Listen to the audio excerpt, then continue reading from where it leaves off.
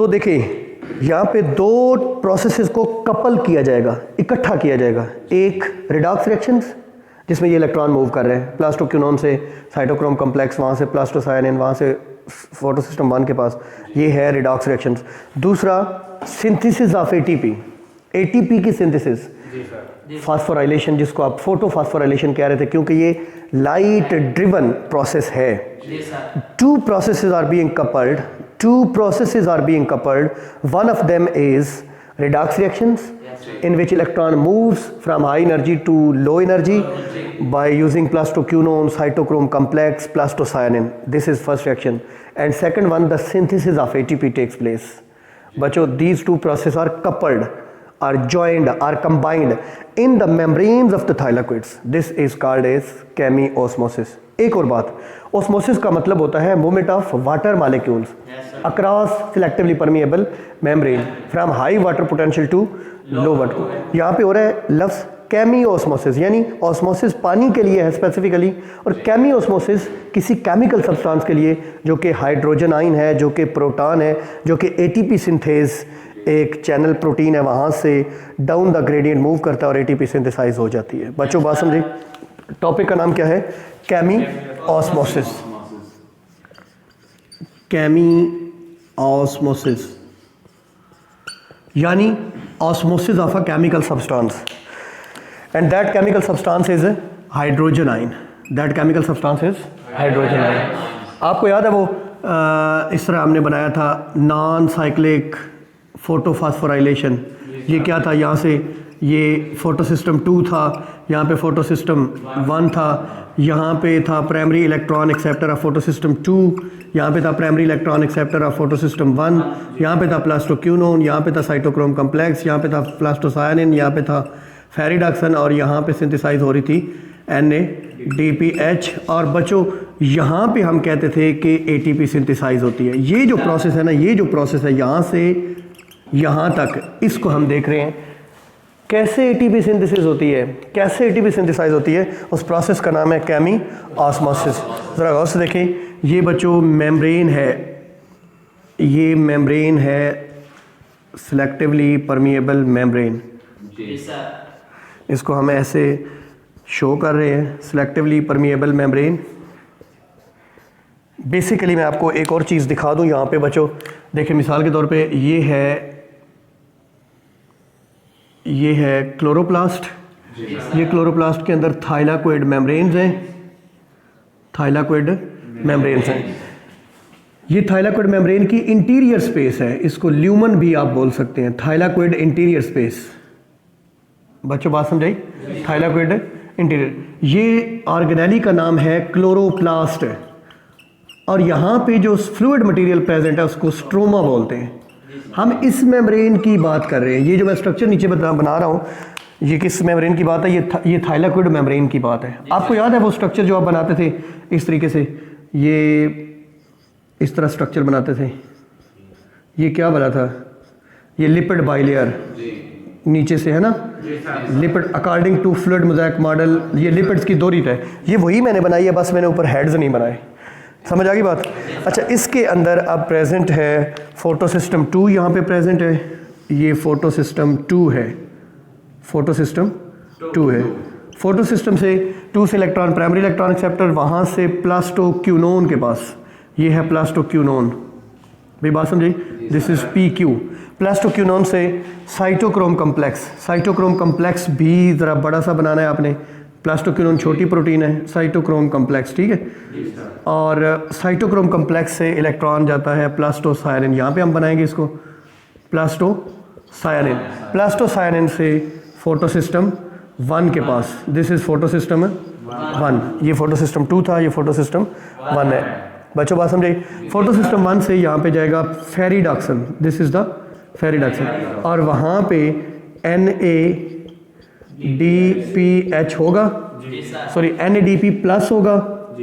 ये इलेक्ट्रॉन्स और H+ sign मिल के, ये जो H+ साइन यहाँ पे फोटोलाइसिस होती है वाटर वाले, ये बन जाएगा NADPH, NADPH सिंथेसाइज हो जाएगा।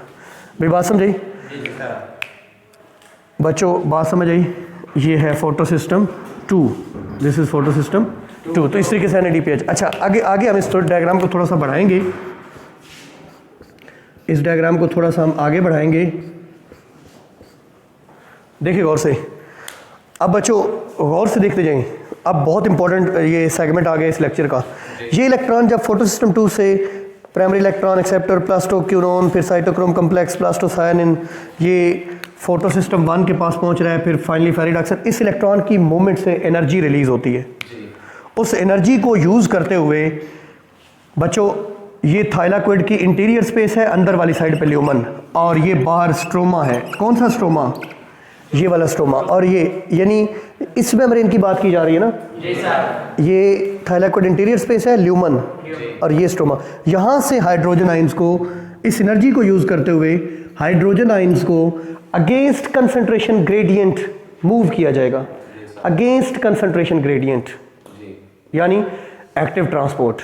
एक्टिव ट्रांसपोर्ट के लिए ATP चाहिए होती है, एनर्जी चाहिए होती है। वो एनर्जी किधर से आ रही है? वो इलेक्ट्रॉन्स की मूवमेंट से आ रही है। और फाइनली बच्चों, यहाँ पर एक प्रोटीन होगी, इसका नाम होगा ATP सिंथेज। इसका नाम क्या होगा? ATP synthase. यहाँ से ये हाइड्रोजन आइंस जितने भी हैं, 2 हैं, 1 है, जितने भी हैं, ये along concentration gradient downward move करेंगे, और इस एनर्जी को यूज़ करते हुए ADP जो कि एडिनोसिन डाइफॉस्फेट है और इनऑर्गेनिक फॉस्फेट, ये दोनों चीज़ों को मिला के ATP सिंथेसाइज कर लिया जाएगा। इस प्रोसेस को केमियोस्मोसिस कहते हैं, या 2 process coupling. This is a process which takes place in membranes where coupling reaction takes place. Coupling reactions mean redox reactions. ये रिडॉक्स है, इलेक्ट्रॉन यहाँ से यहाँ आ रहा है, एक की रिडक्शन, एक की oxidation. Redox reactions are coupled with synthesis of ATP। पहली जो मूवमेंट है वो एक्टिव ट्रांसपोर्ट है, और दूसरी मूवमेंट जो है वो पैसिव ट्रांसपोर्ट है। ये है केमियोस्मोसिस।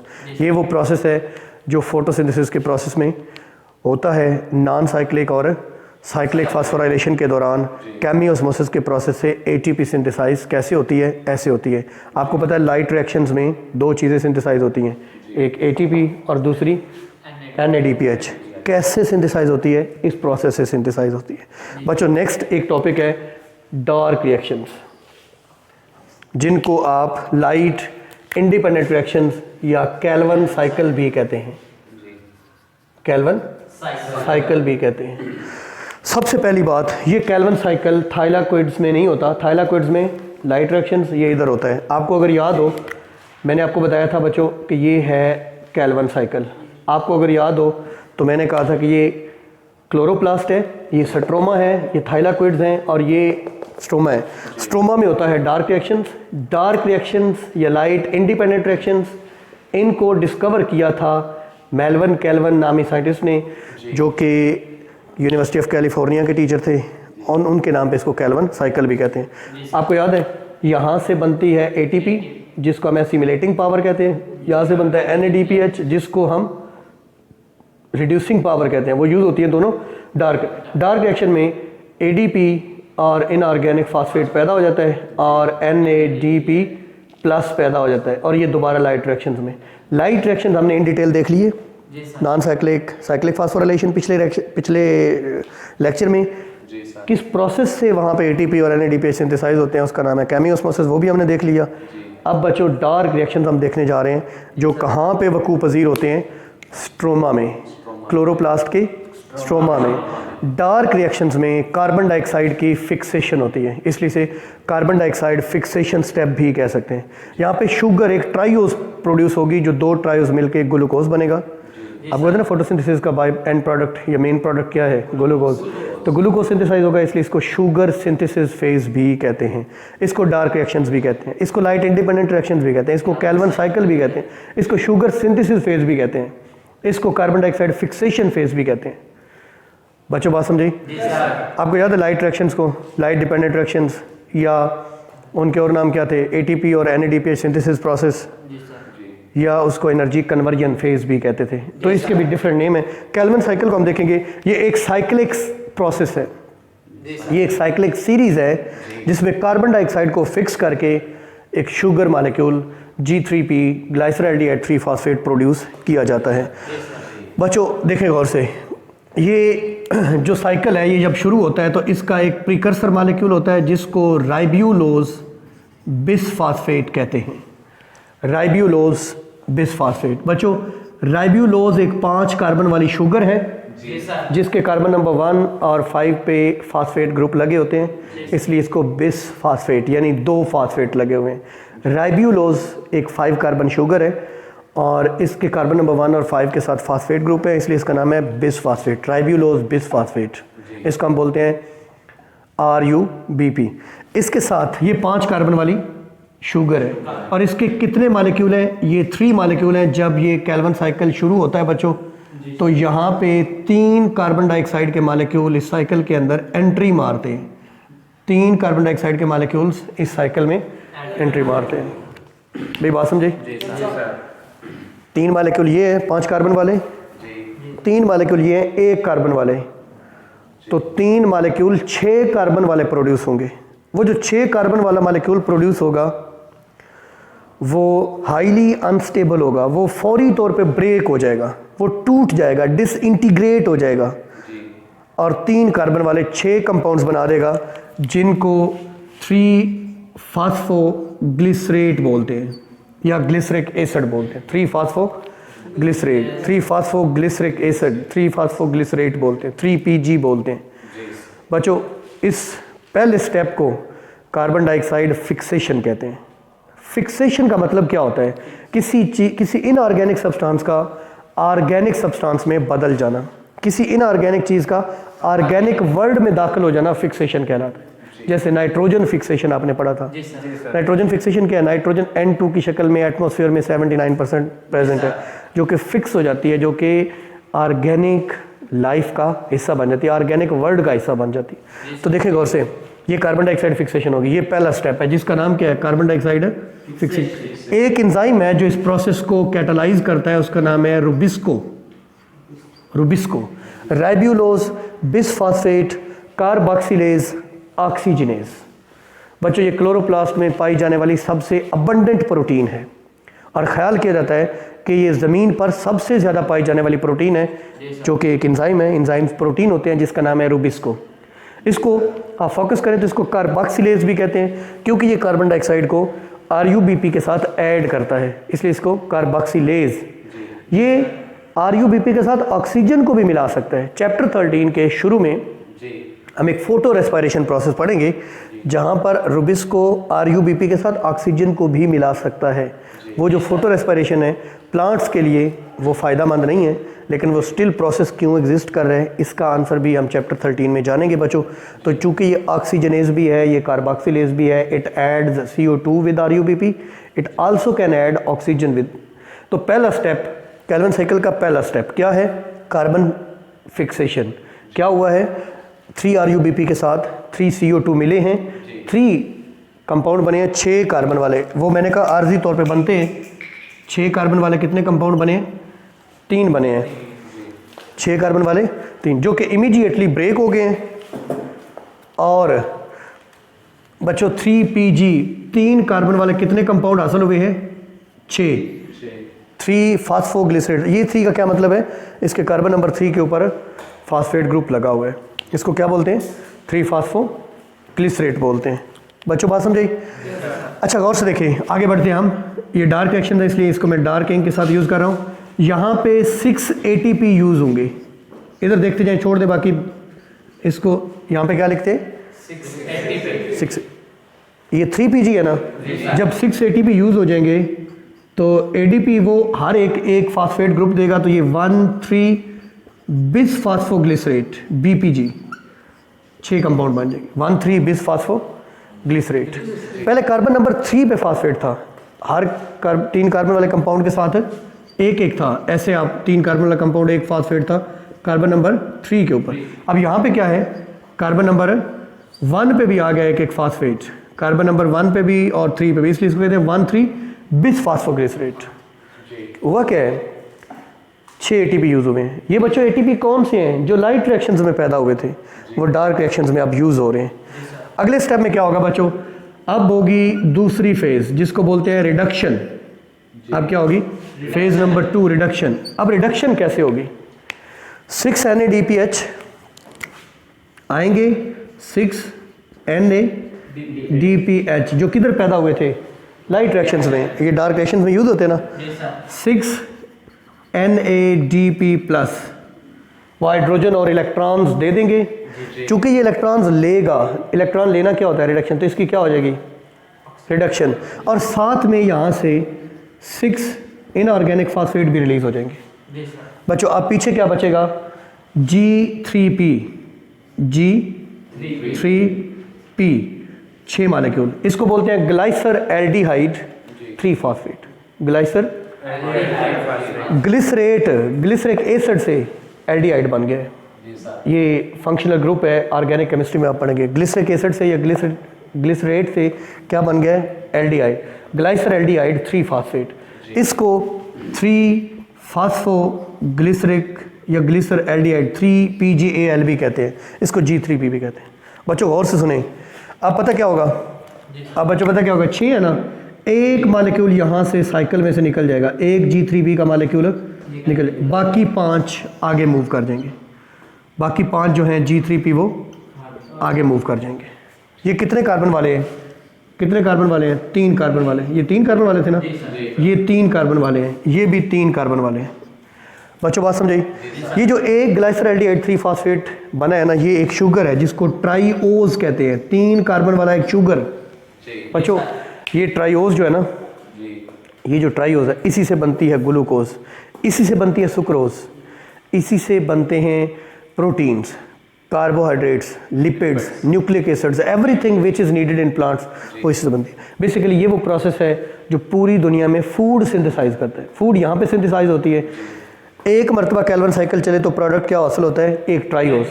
अब आखिरी स्टेप क्या होगा, regeneration of RUBP, step number 3 बच्चों, regeneration of carbon dioxide acceptor RUBP। RUBP क्या है, कार्बन डाइऑक्साइड एक्सेप्टर है, प्रीकर्सर मालिक्यूल जो इस साइकिल में प्रेजेंट था। मुख्तलिफ प्रोसेसेस होते हैं बच्चों, मुख्तलिफ प्रोसेस होते हैं, तो ये RUBP। बेसिकली पहले स्टेप में RUP बनता है, राइब्यूलोज फास्फेट, 5 कार्बन वाला एक कंपाउंड, ये 3 कार्बन वाले 5 कंपाउंड, टोटल कितने कार्बन है, 15, 5 कार्बन वाले 3 बना लेते हैं, यहाँ भी कितने हैं, 15, 3 कार्बन वाले 5 रीअरेंज होते हैं, 5 कार्बन वाले 3 बना देते हैं RUP, और यहाँ पे दोबारा से ATP यूज़ होती है, 3 ATP। बच्चों 3 है ना, RUP है तो 3 ATP और यूज़ होंगे, तो ये बन जाएगा ADP, और इनऑर्गेनिक फास्फेट इसके साथ मिल जाएगा। तो पहले RUP राइब्यूलोज फास्फेट था, तो अब राइब्यूलोज बिस फास्फेट, यानी हर राइब्यूलोज के साथ 2 फास्फेट हो गए। तो कितने ATP यूज़ हुए हैं टोटल, 6 यहाँ पे और 3 यहाँ पे, कितने ATP बच्चों, 9 ATP यूज़ हुए हैं। बच्चों 6 NADPH यहाँ पे यूज़ हुए हैं, 6 NADPH यहाँ पे यूज़ हुए हैं। कार्बन डाइऑक्साइड कितने यूज़ हुए हैं, 3। प्रोडक्ट क्या है, ये तो हो गया रिएक्टेंट्स, 3 चीज़ें इस्तेमाल हो रही हैं। प्रोडक्ट्स क्या है, एक ट्राइओज है जिसको हम C3H6O3 लिख सकते हैं, या इसको CH2O इधर थ्राइस, ये इसका एम्पिरिकल फार्मूला भी लिख सकते हैं। एक ट्राइओज प्रोड्यूस हुई है, मेन प्रोडक्ट। बच्चों 6 NADP भी पैदा हुए हैं, 6 NADP प्लस भी पैदा हुए। बच्चों बात समझाई, और ADP भी पैदा हुए हैं, 9, ज़ाहिर है 9 ATP टूटे होंगे तो 9 ADP और 9 इनऑर्गेनिक फास्फेट। ये है जी कैल्विन साइकिल की इक्वेशन, ये है कैल्विन साइकिल।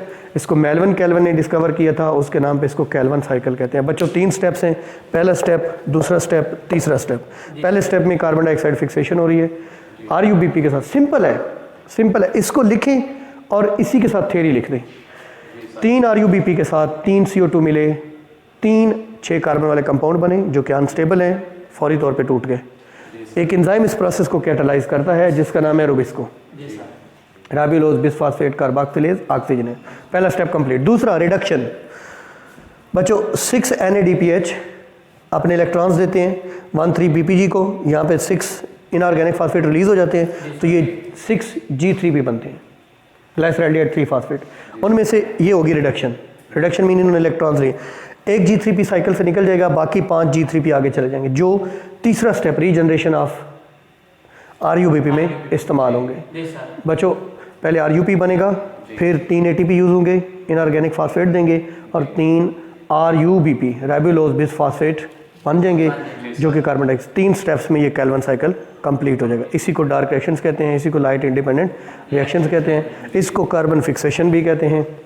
बच्चों बात समझाई? ये स्ट्रोमा में होता है। और ये था हमारा टॉपिक जिसका नाम है dark reactions Calvin cycle. Chapter number 11 का जो पहला पार्ट है फोटोसिंथेसिस वो हो गया कंप्लीट। नेक्स्ट पार्ट हम शुरू करेंगे कल जिसका नाम है